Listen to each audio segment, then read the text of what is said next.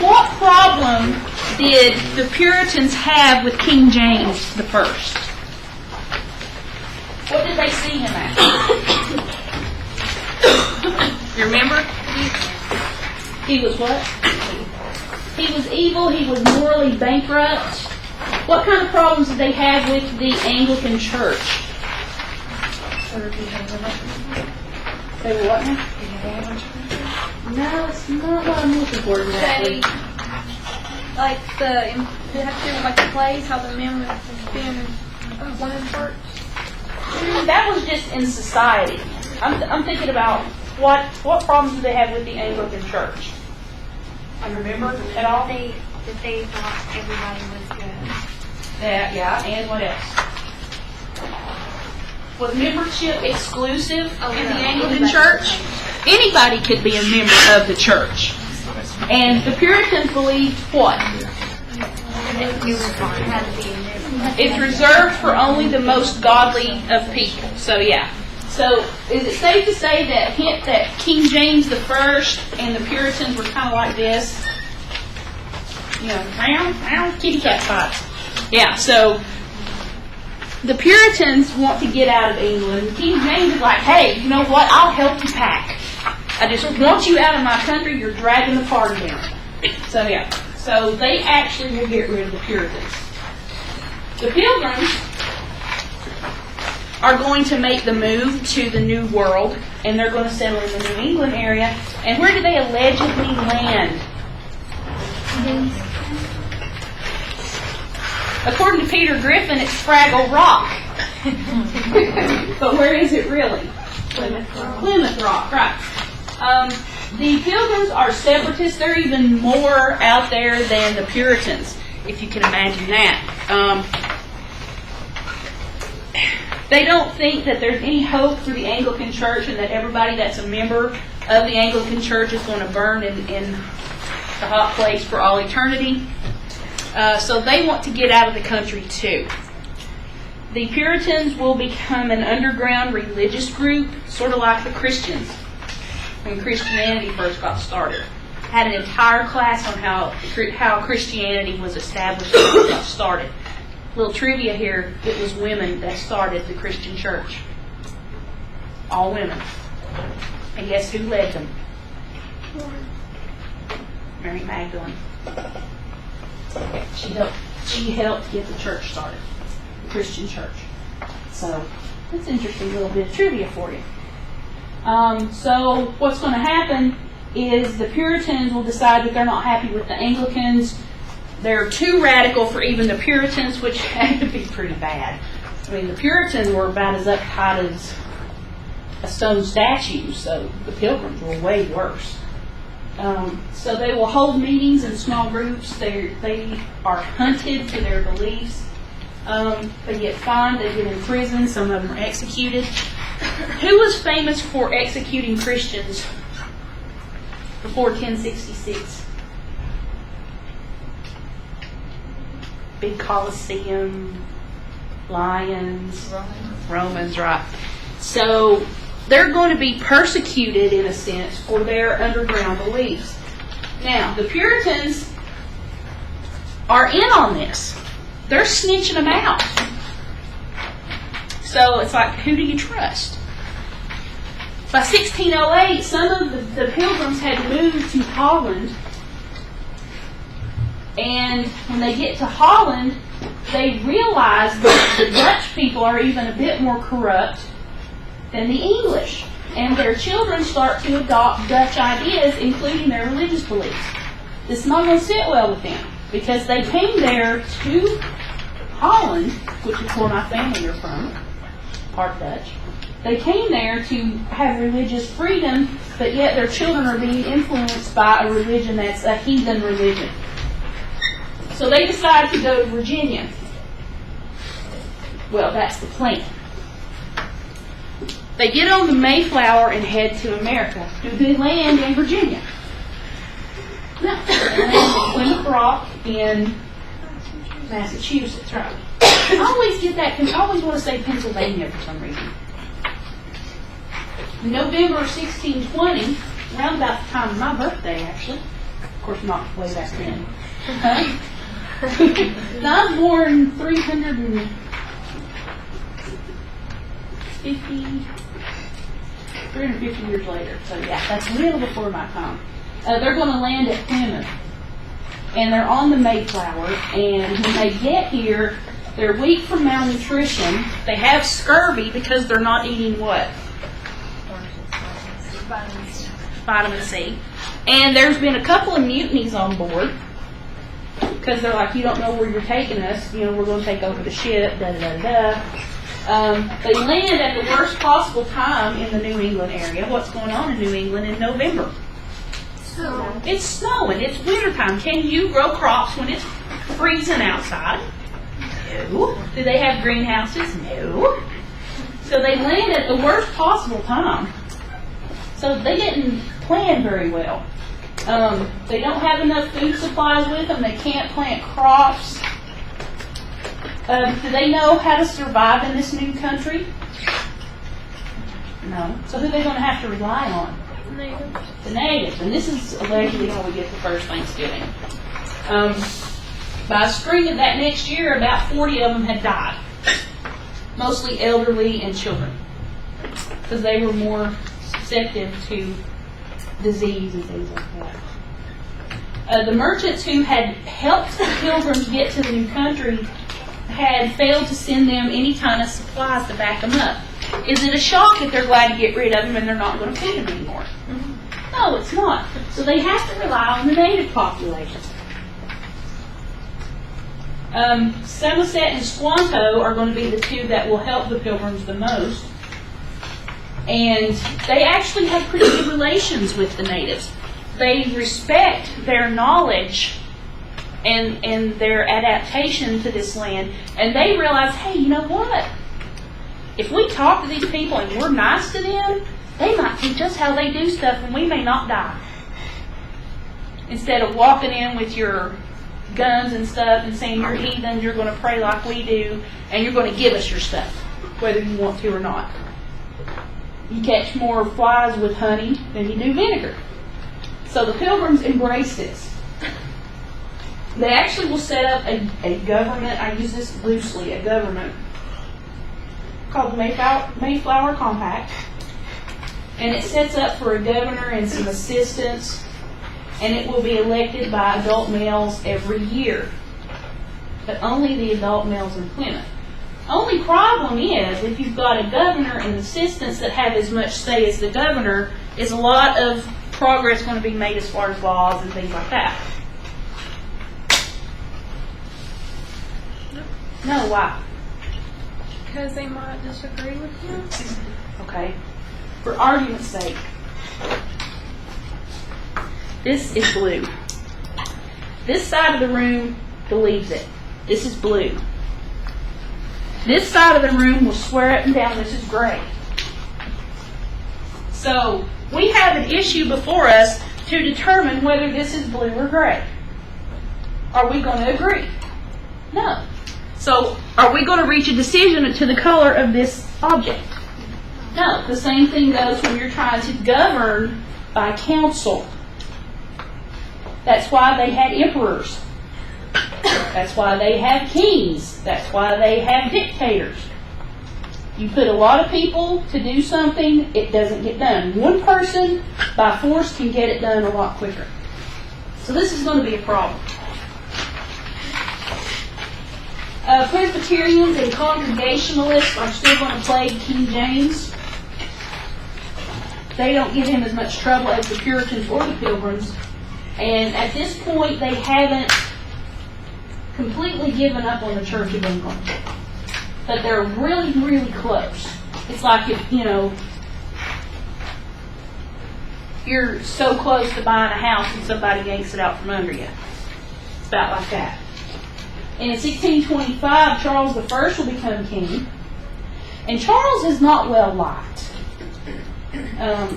And he will inherit the problems that his father had with the religious group. Charles I, 4 years later, decides he wants to get rid of Parliament again. Parliament's been disbanded. What happened the last time? Huh? The Scots attacked, and they had to bring Parliament back together to raise money and troops. So is it a good idea to disband Parliament? No. That would be like our president disbanding Congress. So I think that if he did try that, it would not turn out well for him. So yeah, because number one, the American people aren't going to put up with it, and number two, all those politicians don't want to let go of their big old salaries. So it's not going to go over well. The Puritans are still pushing for every kind of reform imaginable: government, social, religious, government, things like that. So finally, Charles I decides he has to get the Puritans out of England once and for all. Who does that kind of remind you of? A little bit later in history. Hitler, right. And he's going to purge Jews, right. So Charles is going to get rid of the Puritans once and for all. You have a second Puritan migration. This time you're going to have more middle class people going. And the Massachusetts Bay Company will be established because they have a royal charter for Massachusetts and New Hampshire. Now, some might see this as a good thing and some might see it as a bad thing. But once they get there, they establish the village of Salem. Now, if you just so happen to be a healer that uses herbs and things, you might want to stay out of there, but they don't listen. In 1630, a man named John Winthrop is appointed governor.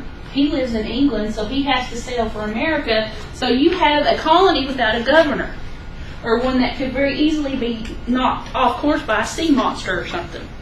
So it's not a good thing. They should have been able to pick somebody within the group. But England still has control, and they want to make darn sure that they keep it. And he is famous for saying, "We shall be as a city on a hill." Where does that come from?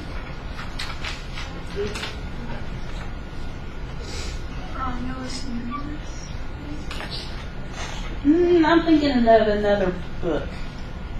A spiritual origin. The Bible, right. Talks about the city on the hill. They establish a government with all these different things. They pass laws, they levy taxes, they set up a court system, and they make war and they declare peace, and everything is okay for now. In 1644, 14 years later, they established a bicameral legislation. What does that mean? Two houses. The upper house and the lower house. Do we have that today? Yes, we do. We have the Congress and we have the Senate. Of course, Congress being the lower house. In this situation, the legislature is the upper and the governor assistants are the lower. When they get to New England, they discover that the living environment is a bit more hospitable than it was when they landed in Jamestown. Number one, they don't land in a swamp. That's a plus. You don't have to fight mosquitoes. They're going to arrive in family groups. Who came over to Jamestown? Just men. Remember the Indians were laughing? They don't have any women. They go be able to eat. Free men headed the households. So there was some semblance of order, some semblance of a family-based society. A lot of these men have skills and are literate. I'm sure a lot of the men that came over the first time were literate, but they weren't workers. And you have a more balanced male to female ratio. No men or no women came over the first time. This caused some problems. This time you have a more balanced ratio. Consequently, now there are 2 women for every 1 man in the United States. And pushing 3 for every 1 man. So, that's what happens in wartime. Crazy, I know. But, between 1630 and 1642, about 21,000 immigrants will arrive in New England. Are there native tribes up in the northern part of the country? Now, they do get along good at first, but once all these people start showing up, you have more and more of a demand for property, and they will be pushed off of their property, and of course it will cause trouble. And once again, back in England, there's another civil war. Parliament's been disbanded, but will be brought back together. So they're not going to let many people leave because they need people to have as cannon fodder. New England area is going to be more stable than the Chesapeake area was.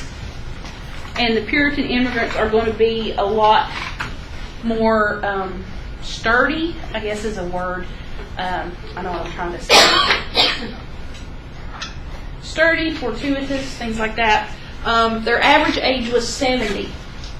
What's the average age back in England? 40, right. 90% of children born to the Puritans will survive to adulthood, which means they'll get married and have little babies of their own that will have 90% of them survive. Every 27 years, you have the population doubling. So the 21,000 that came over will eventually double to 42, then to 84. Keep going with it.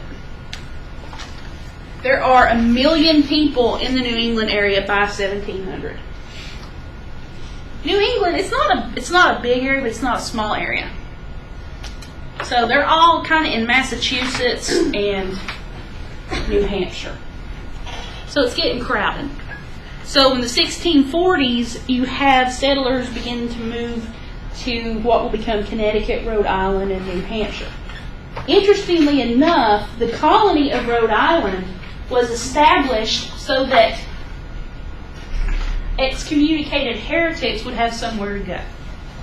So if you were a heretic or some kind of criminal, they would send you to Rhode Island. It's like the Perth of the Northeast. It was a party town. In 1660, Charles II, who was Charles I's kid, will give Rhode Island and Connecticut separate charters. By this time, Rhode Island's already established as a place for heretics and partiers and the criminal underbelly of everything. In 1679, New Hampshire becomes its own colony. These are 3 of what will become the first 3 states in the Union.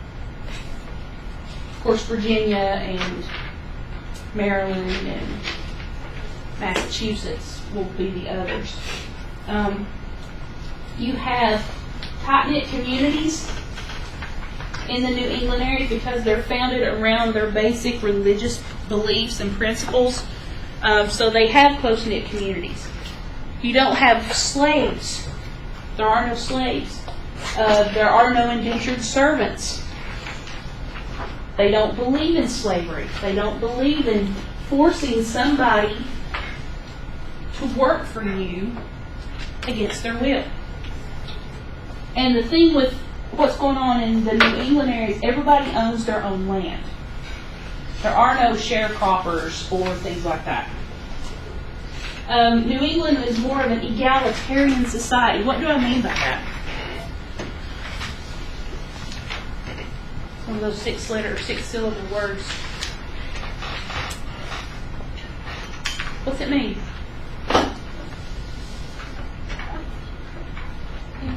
Equal, right. So it's more equal. Women do have certain rights in the New England area. They don't have big cash crops. They are sustenance or some semi-subsistence farmers, and there are no plantations. They also have strong family ties, and that's what's going to make them more stable. The church was important for everything. Everything happened within the church. It was the moral court, so to speak.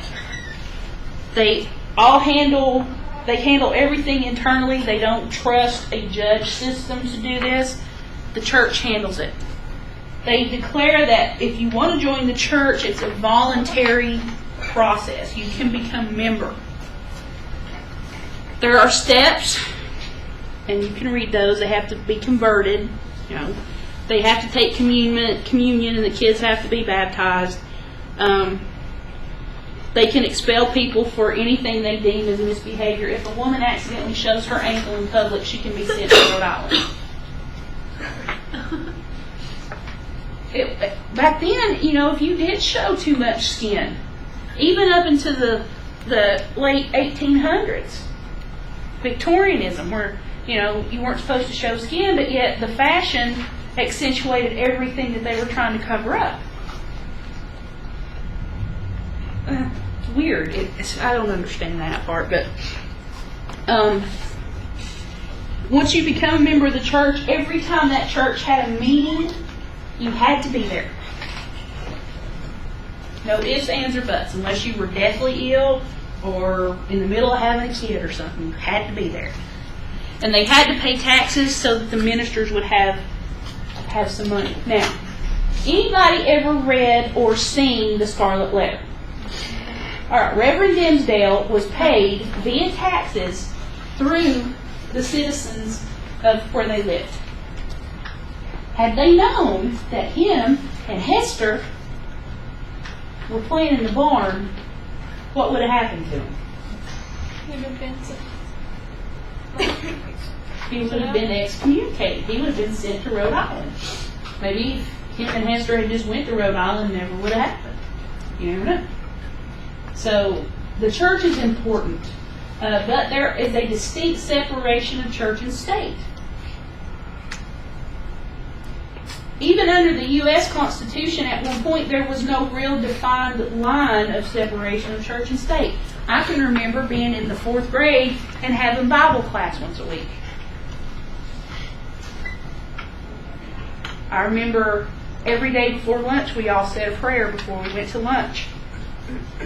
Try that now. See what happens. The ministers couldn't serve in any kind of government role. Do we now have ministers who serve as congressmen and senators? Yeah, we do. And in this situation, unlike the Church of England, the church owns no property except for the piece of property it's sitting on. It's consecrated ground. It belongs to the church. So, is this different from the church in England? It's radically different. It's like the Church of England's here, and these guys are way over there. So they're kind of making it work really good. Then you have the government itself, and they're called colonial governments. Town meetings or town meets is the basis of the government process. All white males,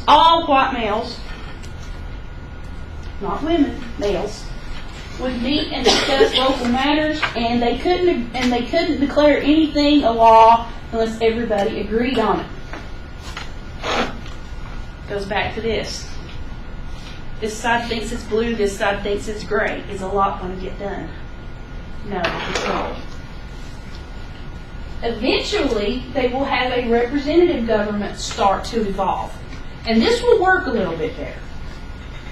There's a central government within the colony, the governor, the legislature, and all white adult males can vote, regardless if you own property or not. Later on, they're going to try to keep poor people from voting by tacking on a property ownership clause. If you don't have property, you can't vote.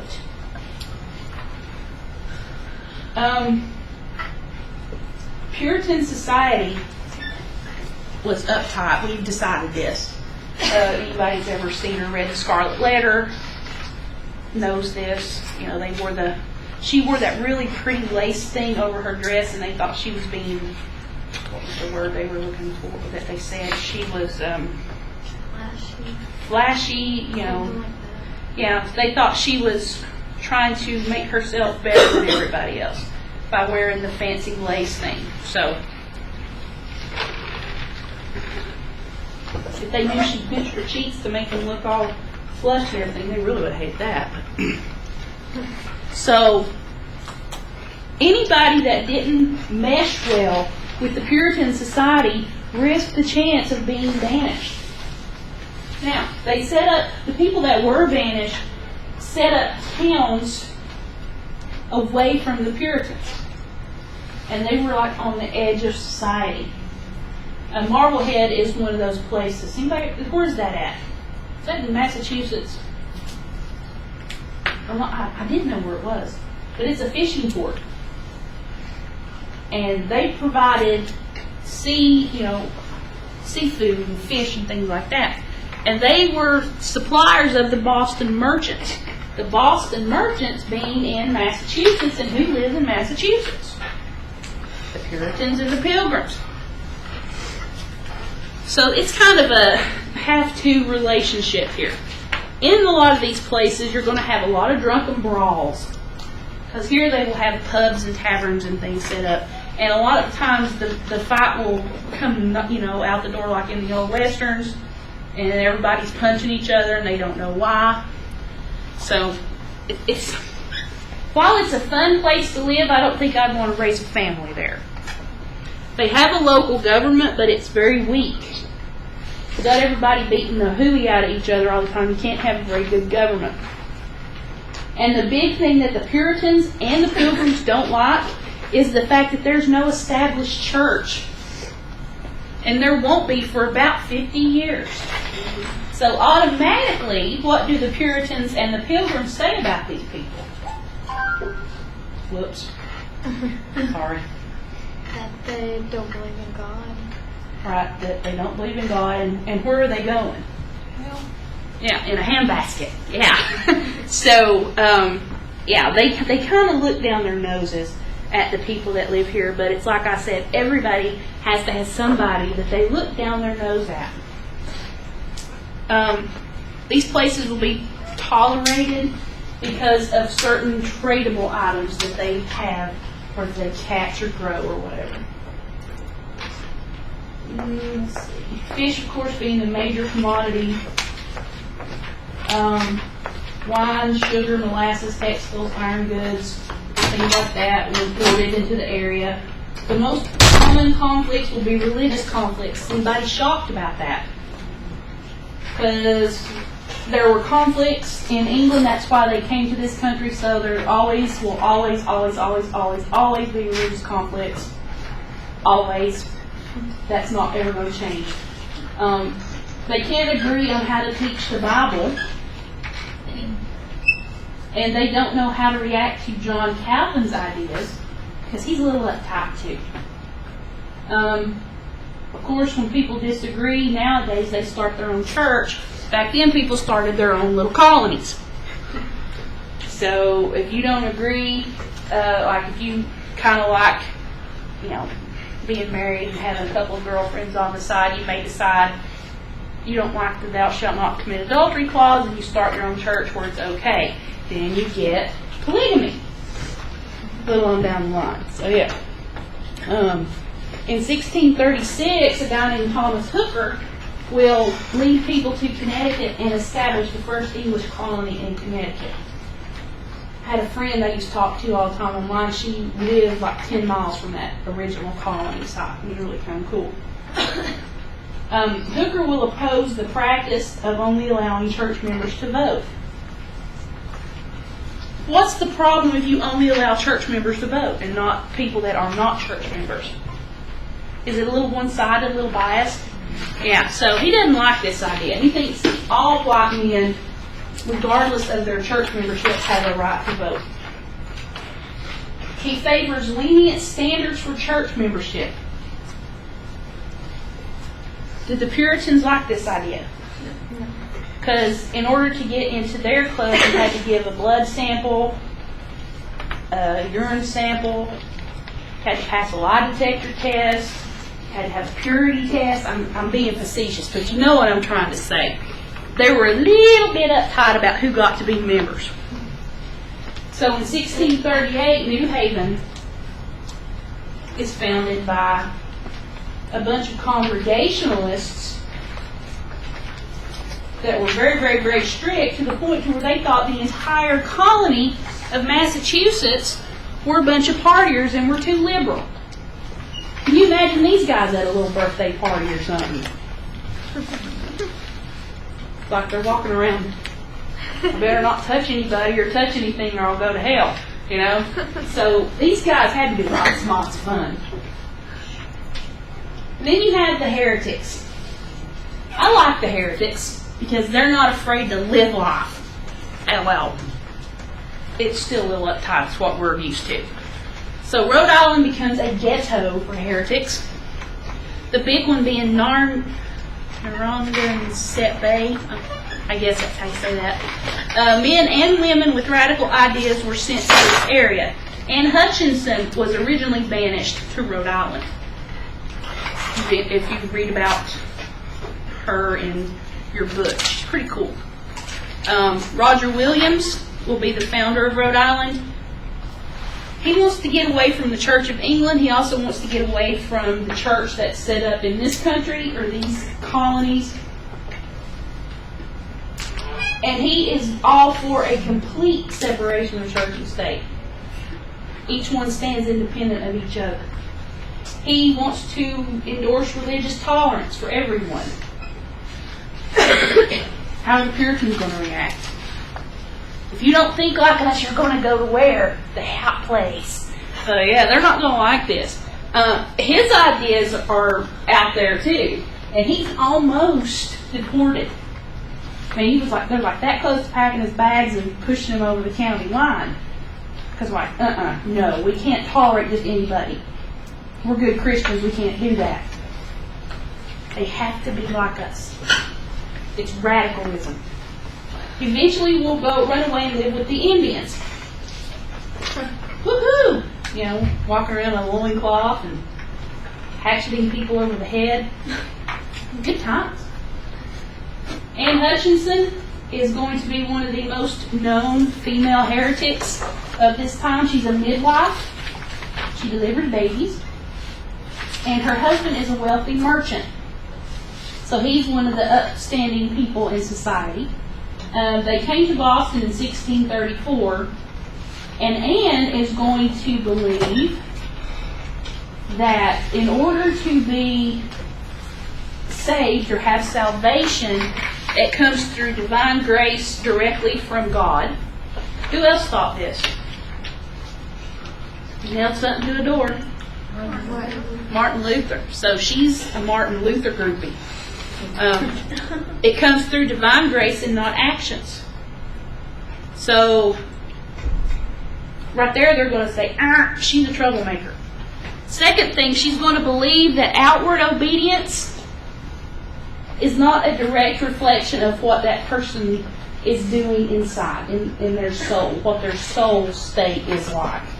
So, yeah, I mean, I could sit here and tell you, yeah, I go to church every Sunday and, you know, I give tithing, but every Saturday night I go out and I have adult beverages and I act stupid and break the law and everything. So, do you see what I'm trying to say there? Just because it looks like you're being a good person doesn't mean you are a good person.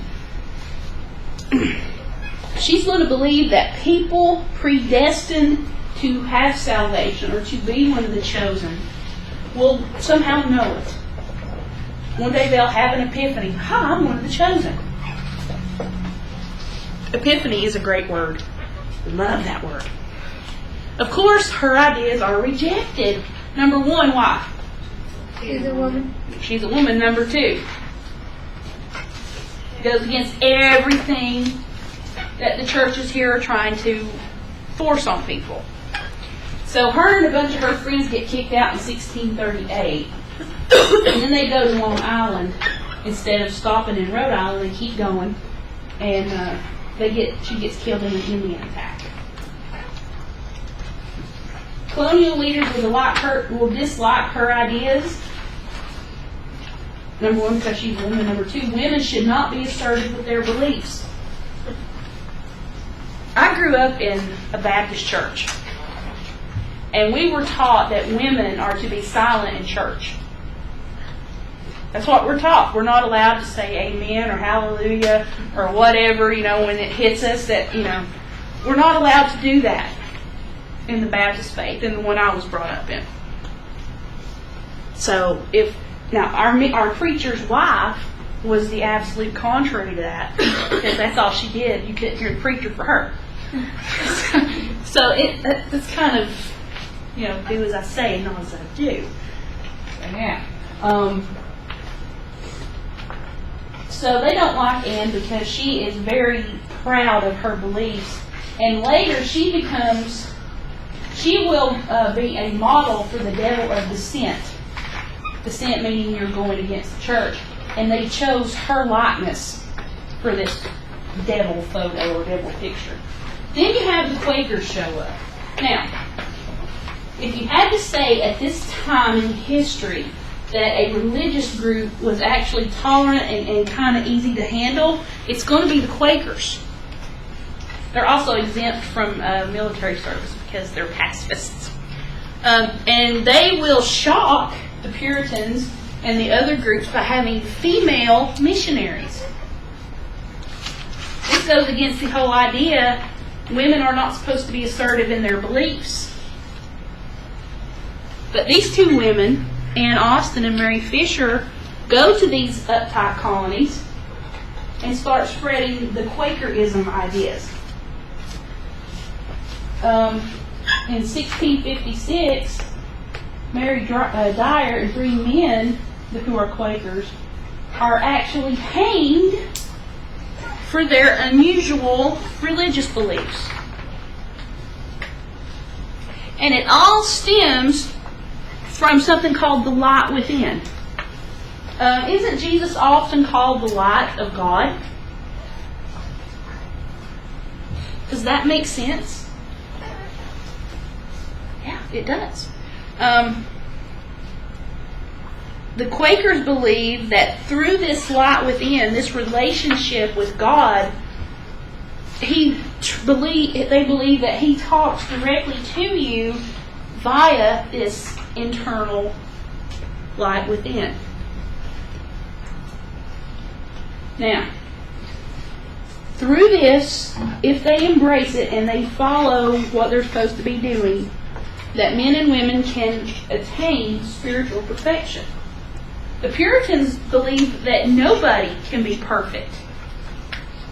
So this is going to fly in the face of Puritanism like boom, boom, boom.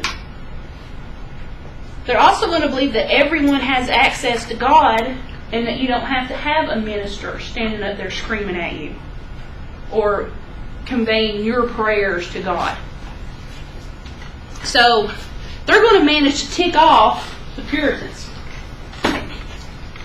So I would be a Quaker at this time if I don't know anything, because they had those cute hats.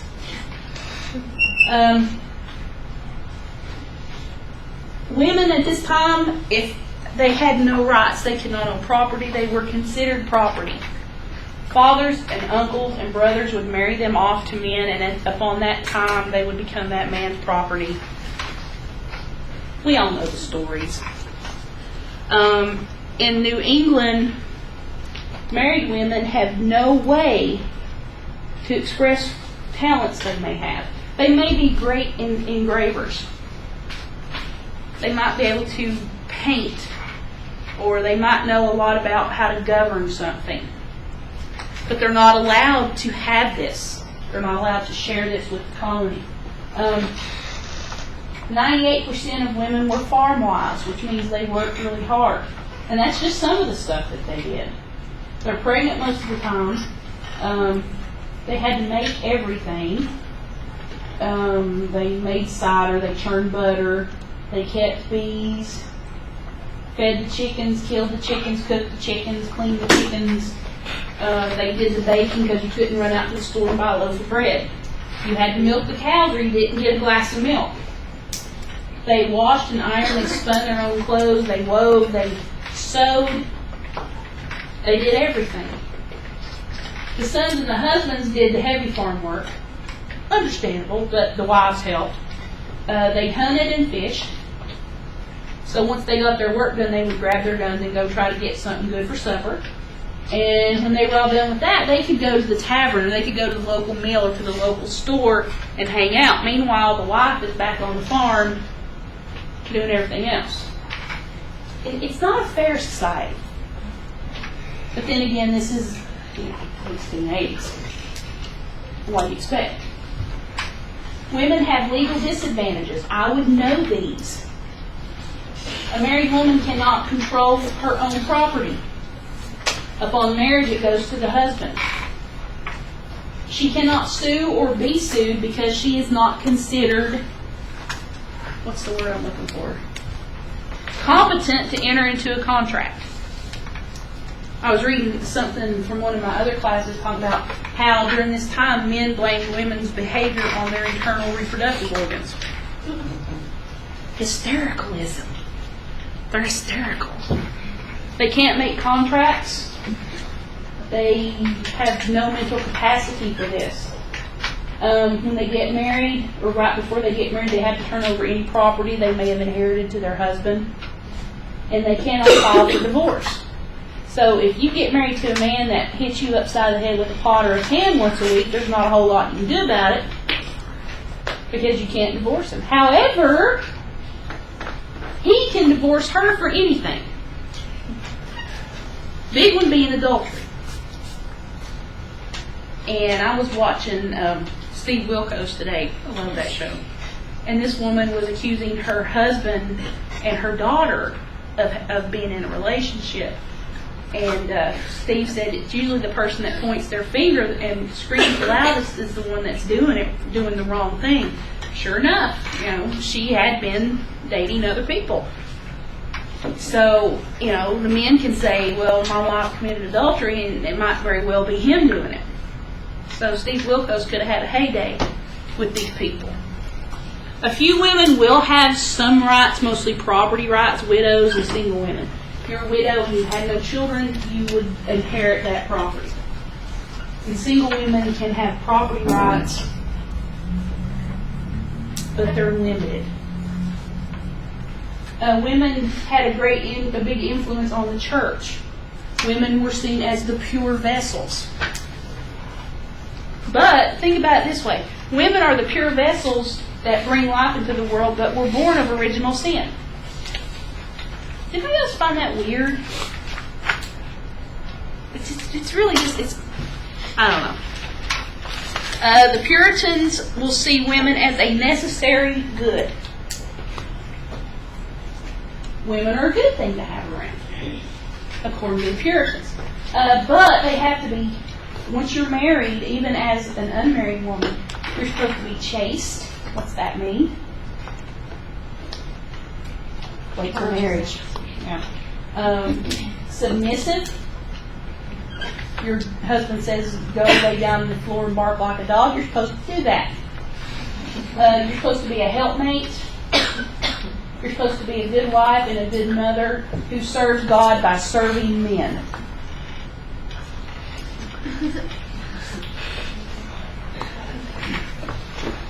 Assertive women are often accused of witchcraft. Has it changed any? No. What's flying about Condoleezza Rice right now? Anything and everything. She's a powerful woman that is confident in herself. Let's talk about Hillary Clinton. She was going to run for president. She was getting bashed from all sides. She's a powerful, intelligent, strong woman. And even today, in 2010, strong, intelligent, confident women scare male society. Everybody agree kind of with that? Guys, what do you think? I mean, guys' opinion on this. I voted for her. I would have too. But the powers that be are always going to be afraid of those people that challenge them, be they male or female or green or purple or alien. It's always going to be that way. 344 New Englanders, mostly women, will be charged with witchcraft. Some men. And in 1692, you have the Salem witch trials. I know you've heard about these. About Giles Corey, who was crushed to death under a door with stones. Then he placed a curse on the village of Salem. What you don't know is that the trials actually started in a place called Midwich. think. No, I'll have to look it up. But yeah, it started a few miles away, and then Salem just kind of said, hey, let's do that too. So 20 people are executed. This is not good, but yeah, 20 people get executed. Is there? Mhm. What's witchcraft? Witchcraft is, well, it depends on who you ask. There's good witchcraft in which the people that practice it, it's also, now it's known as Wicca, where they worship nature and they use nature's gifts to bring luck and prosperity, and they have ceremonies. They're in what you call a coven, and there's usually 13 members, and you just get together and you offer stuff to the nature gods, which essentially boils down to God, because God invented nature. So, and then they try to do good for others. Then you have the other side, which is the black witchcraft, which they set out to harm people, and they do worship the more darker deities, things like that, and they cast spells to hurt people, things like that. So, Was the witchcraft then like the good or the bad? Well, considering it wasn't witchcraft, Right. it was like herbal healing. It was good. Okay. I'm sure there were some people that wanted to cast, bad things, but it didn't happen. And it's just like the girls that accused all those people of being witches. I watched a documentary and I looked it up and I've done some research on it. They think that these girls were on an acid trip. What was that? Wasn't that a book or a movie? I There's- remember reading or watching it. Yeah, I can't remember what it was though. The Crucible Yeah. with Winona Ryder. Yeah, the reality of it is that they think now that these girls are on an acid trip because of a certain mold that grew on the wheat that they made their bread out of. And when the body broke it down, it was like acid or angel dust or some other mind-altering thing. So they think that these girls were being affected adversely by this mold that was on this wheat. And a lot of them will say, well, they just did it for attention, because you have to realize women were below the livestock at this point. They were just another commodity on the farm. So yeah, they think that those girls were tripping on acid. And they pretty much back this up because they've done lab experiments with that kind of mold in a laboratory setting with mice, and the mice were just like, whoa, you got to see the colors out in front of their eyes. It was that bad. So, did Salem witch trials start because of a bad acid trip? You got to ask yourself these things. I mean, I don't know. It's bizarre. The more weird things you watch, the more interesting things you learn, and they're usually right. You don't get the cleaned up version. Let's see. A lot of the white settlers will see the Indian beliefs as savage or superstitious. What do the natives worship? The Great Spirit, but the Great Spirit covers, it's the earth. It's Mother Earth, essentially. Surprisingly enough, the Puritans don't try to force their religion on the Indians. They kind of see them as very similar. They have a lot in common. They do a lot of the same things. I would know this right here. The local authority in the native tribes up north was either called a Sashin or a Sagamore.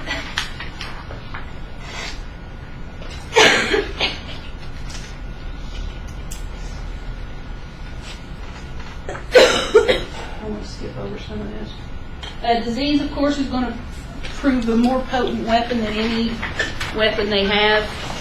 Chicken pox, measles, flu, plague, malaria, yellow fever, tuberculosis. I'm assuming everybody here's had measles, mumps, things like that.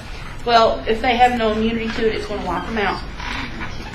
In the first 75 years of settlement, 75,000 natives in the New England area are reduced to 12,000 in the 17th century. That is 58,000 people wiped out by disease. You have some middle colonies, I would know these: New York, New Jersey, Pennsylvania, and Delaware. And these colonies are going to be more secure than the northern or the southern colonies. Why? Because they're the middle colonies, right? So they have to go through all them other colonies to get to them first, and they can like build walls and junk and keep them out. But they're going to have weak governments, which is not uncommon with new colonies because it takes a while for a government to catch on.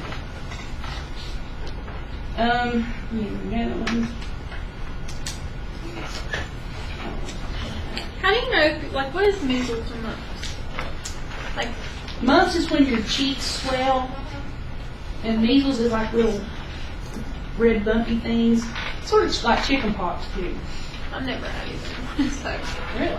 I had measles, mumps, and chicken pox. can you get measles more than once? Yes, you can. That's what I thought. If men get measles later in life, they can become sterile. Really? Yeah, I had that measles, mumps, and whatever vaccine. measles, mumps, and rubella. Yeah. Yeah, I had to get that when I went to college at ETSU because of all the students from other countries. Let's see. I don't want to talk about that.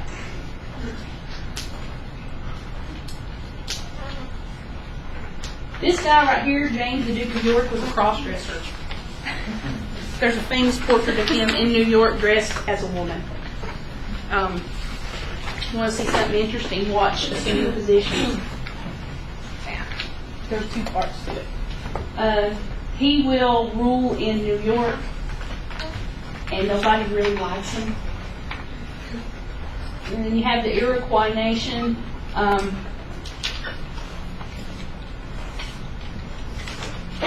They're always at war with the Hurons for some reason. This is what you'll need to know.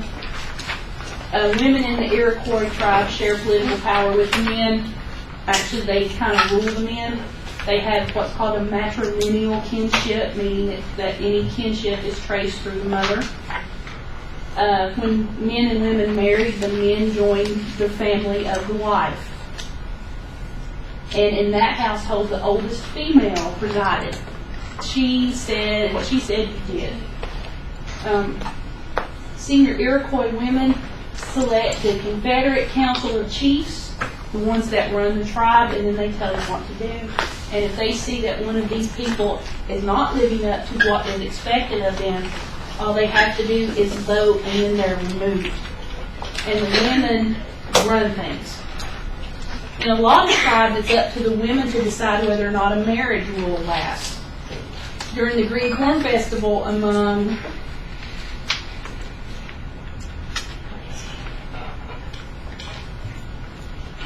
the Apaches, no, the Sioux maybe, one of the northern tribes, during the Green Corn Festival, that's when you could get married.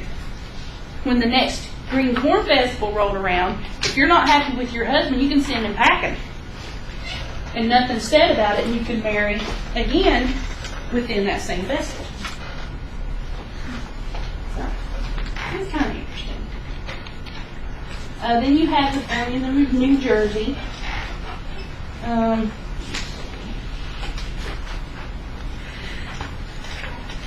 Let's talk about the Quakers. William Penn is the founder of Pennsylvania. Anybody here that does not know that? Pennsylvania, William Penn, okay. He was expelled from college and became a Quaker and really became absorbed in their teachings. In the 1670s, he emerges as one of the Society of Friends leaders. I'm actually reading a book right now that talks about the Society of Friends, and it's one of those romance novels things, so historically very accurate. The Quakers have an unusual behavior according to the rest of the world. At this time, they dress plain and severe, sort of like the Amish. They usually wear black and white. Now, they do wear colors in the Amish communities. They won't bow, kneel, or remove their hats to the people who think they're social superiors, because that is praying to a graven image, according to them. They will not swear oaths. Like if they go to court, they will, you put your hand on the Bible, you swear to tell the truth, whole truth, and nothing but the truth. They won't swear an oath. They will not go to war. They're pacifists. Women have very active public life within the community, i.e. missionaries, council people, things like that, and believe that all men and women share the light within. And they're looked at as radical for having that belief. And that belief makes more sense than what the Puritans are talking about, if you really think about it. Are there still Quakers? Yeah, there's still Quakers today, yeah. What are those that you inside down? Who are those? What? Quakers? It's a religious group. There's all kinds of religious groups anyway, but the Quakers at this time were seen as more radical in their belief system, merely because of the way they looked at women and the way they looked at religious matters. So the Quakers are just kind of, were good people, and they just tolerated people and thought, innately all people were good, things like that. By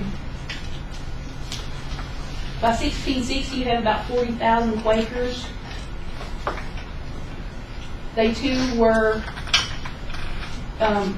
punished. So Charles II gave Penn the land between Maryland and New Jersey, which is now Pennsylvania. And by 1700, there are about 21,000 people in Pennsylvania.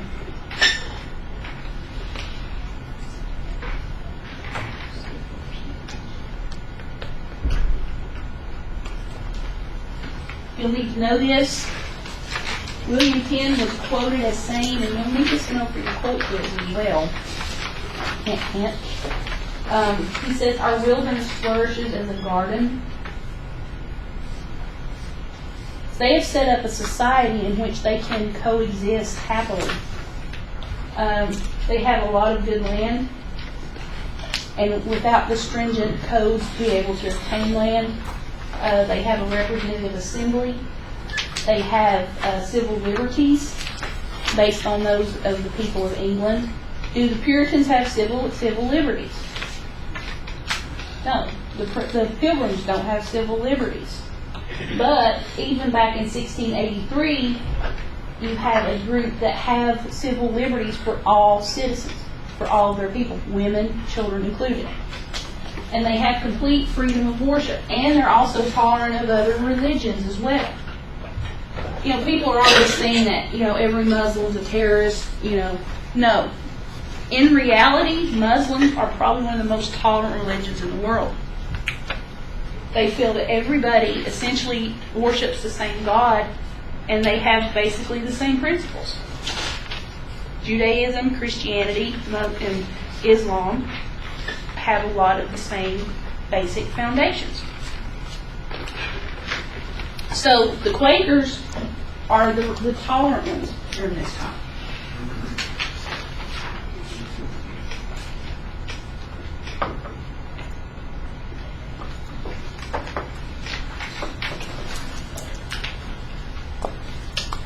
I'm going to get through this chapter.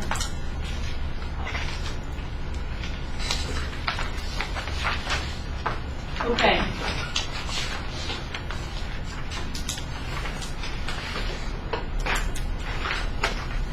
You have something called the Glorious Revolution.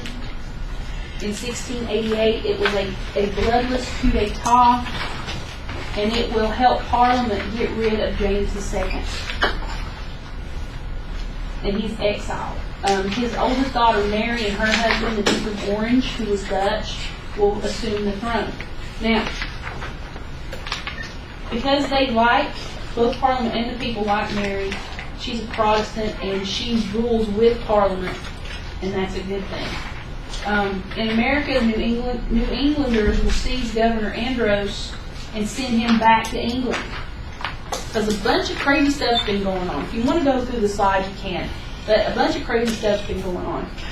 So William and Mary will dissolve the dominion or the protectorate that's set up over the colonies by James II. And they reinstate all the assemblies because James II abolished all the assemblies. They restored the old charters to Connecticut and Rhode Island because these were revoked. They gave Massachusetts a new charter. Property ownership will become the right to vote and not church membership. So you're having that separation of church and state going there a little bit. And they're going to tell everybody you have to be tolerant of other people and their religious beliefs. Now, in reality, can they enforce this? Do we enforce this today? Are we tolerant of other religions? No. My family, like I said, they're Southern Baptists. I have a friend who's Catholic. And a practicing Catholic. Good person. And I was talking about her one day at a family thing. Oh, she's Catholic. They're not in the right religion. So are we tolerant? No, we're not. It's our way or the highway. Okay. You have royal authority still in America.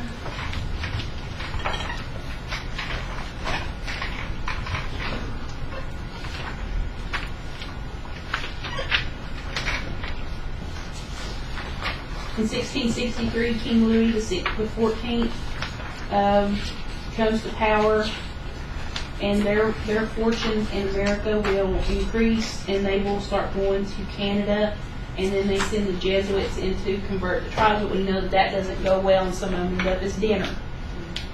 France becomes a rival for England.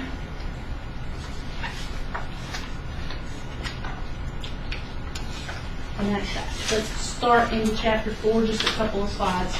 Any questions on chapter 3? The slide you didn't go over, you didn't have to read them. Well, whatever I didn't go over, I'll let you know, because I know the test by now, and so if I skip over it, means it's probably not on there.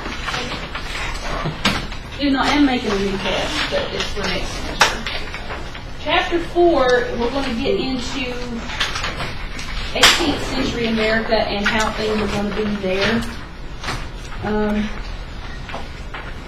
June 29, 1754, the Iroquois people and colonial commissioners meet in Albany to cement relations, to establish some sort of diplomatic relations, to brighten the chain of friendship and create unity. This isn't going to work because we end up beating up on the Iroquois. Ben Franklin is going to be one of the men on the commission. Now, let me tell you a little bit about Ben Franklin. He was the man that accompanied another man to France to get help during the Revolutionary War. Do you want to know how we got help from France? Seriously. Ben Franklin was a gigolo. And he charmed all the wives of the French leaders because they loved his little hat and his little glasses. And they got to be very close with Ben Franklin. So that is essentially how we got them to help us. And now you know a little secret about Ben Franklin. Franklin's one of the men on this commission that's trying to create this unity. And he thinks we can't do this. We cannot have unity with a group of people that are so different from us. At this point, he's looking ahead. Instead of uniting and having unity with these people, we need to draw the other colonies together because there's some trouble coming with France. So we need to be united as colonies and help England if we want to survive. He wants the colonies united, not with the Iroquois, because that's not going to benefit anybody. In 1689, you have England joining with the Netherlands and the League of Augsburg in a war against France. And of course, this is going to affect the colonies. It's called King William's War in the colonies because you do have some fighting that goes on. 1697, there is a break in the war. Who's ever heard of the 100 Years' War?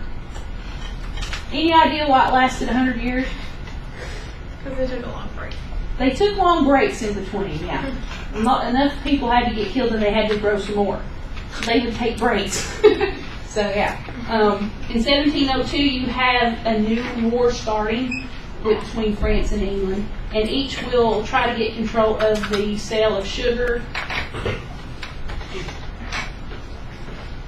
and the fur trade industry. 400,000 British people versus 25,000 French people in this little war that they have. In America, or in the colonies, the French build little forts to the west to get control of the fur trade routes because that's where they're having to go because most of the game has been wiped out on the East Coast. What they're going to do is they're going to pin the British and the colonists between them and the East Coast, so there's not really anything they can do. 1744, they actually have fighting erupt, and it's called King George's War, and it ends in 1748. Now, Ben Franklin, turns out he's a cartoonist and a gigolo. Who knew? He drew a snake that was cut into sections, and there's a different state for each section, and basically, he's saying join or die. If we don't unite as the colonies and help England, we're all going to die. So that's why that snake is cut into pieces. And he actually drew this. So. The Iroquois, they don't want to get in with this because number one, they don't like the British because they think they're a bunch of thieves. What do you think about that?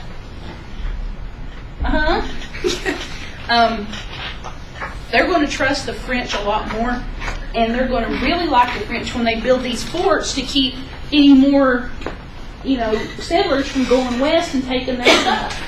So they're going to really side with the French. Plus, they like the French military. I guess their uniforms are nicer. I think they were blue, if I'm not mistaken. My favorite color, so they tried to ease the doubt of the Iroquois, and the Iroquois said, well, if something really happens, I guess we'll support you guys. Maybe. And then they did this. Ben Franklin sketched out a plan for colonial unity. Ben Franklin is ahead of the curve on this one. He's a smart guy. He likes to fly kites outside when it's lightning. I'm pretty sure he's had a few jolts.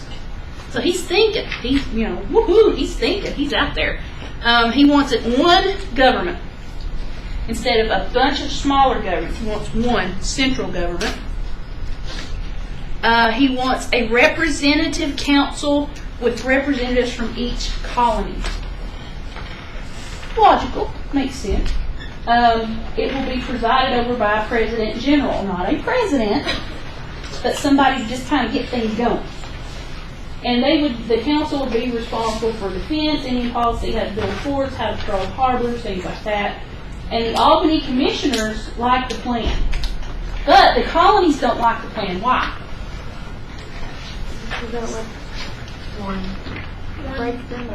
Can the colonies do anything they want to with taxes right now? Yes. Can the colonies do anything they want with voting right now? So the colonies are going to stop this. This is what's going to happen again right before the Civil War. The states don't want to give up their rights to the government. So this is like the first Civil War sort of thing, So the colonies will stop all of this simply because they don't want to give up their power. And is that a new concept in history? There are no new concepts in history. Albany Plan of Union gets no approval. They're not ready to surrender their right to tax. Ben Franklin is very upset. He's disgusted and disappointed. At this time, he's like, I don't know about these people, but they not see the logic of this. I think I'll go find me a woman and have some ale or something. Go hang out. He did have an illegitimate son. So Franklin is a smart guy. He recognizes a lot of things going on.